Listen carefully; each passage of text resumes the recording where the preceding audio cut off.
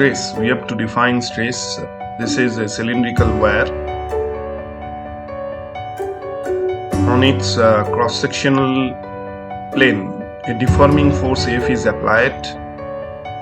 F is the deforming force which is applied on its cross-sectional plane or circular plane, and we can denote the initial length of this cylindrical wire. L1 is the initial length of this cylindrical wire, and due to and A is the initial area of cross section of this cylindrical wire, and the wire will be elongated due to application of this deforming force F. If the deforming force F continues to act, and the length of the cylindrical wire increases to L2. Its length increases and area of cross section or diameter decreases, and F is the deforming force. Here F is the deforming force. Due to application of this deforming force, length of the cylindrical wire changes, or configuration of the wire or of the body changes. In this case, length changes, and there are three configurations of a body: length, volume and shape. In this case, volume, shape remains constant but length increases.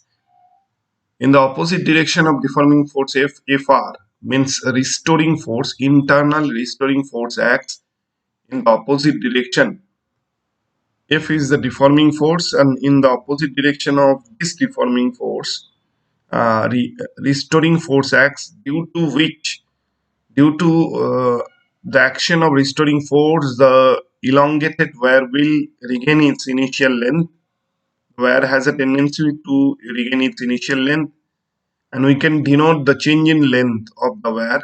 This is the change in length, the delta L. Delta L is the change in length or elongation of the wire. A prime is the final area of cross section of the uh, wire, and A is the initial area of cross section of the wire.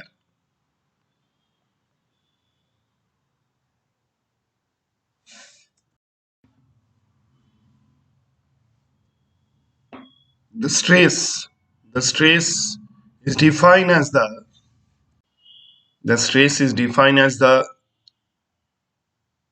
internal restoring force. The stress is defined as the internal restoring force acting per unit area of cross section. The stress is defined as the internal restoring force acting per unit area of cross section, unit area of a deformed body, unit area of a deformed body. That is the definition of stress, which is equal to internal restoring force divided by area of cross section. Therefore, stress is equal restoring force divided by area of cross section. In this case, area of cross section will be initial area of cross section, Therefore, stress equal Fr by capital A. In this case, A is the initial area of cross section of the body. Stress is the ratio of restoring force, internal restoring force, and initial area of cross section. Stress is equal Fr by A. Again,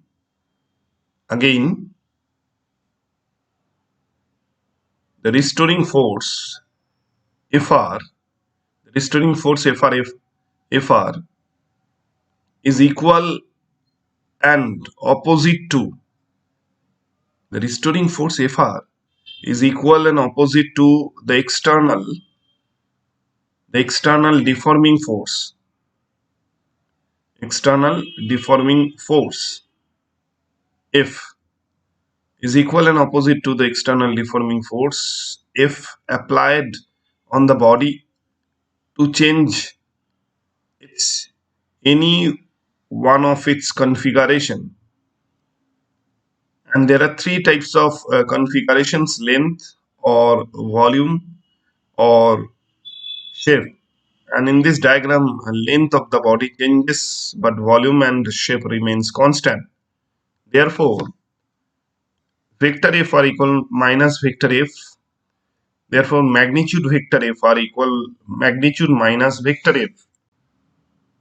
Therefore, F are equal F means internal restoring force is numerically equal to applied deforming force F. Therefore, stress equal F by A. That means stress is defined as the deforming force acting per unit area of the body. Stress equal numerically equal deforming force divided by area of cross section. Area of cross section. That is the another mathematical expression of stress. Stress is equal deforming force divided by area of cross section.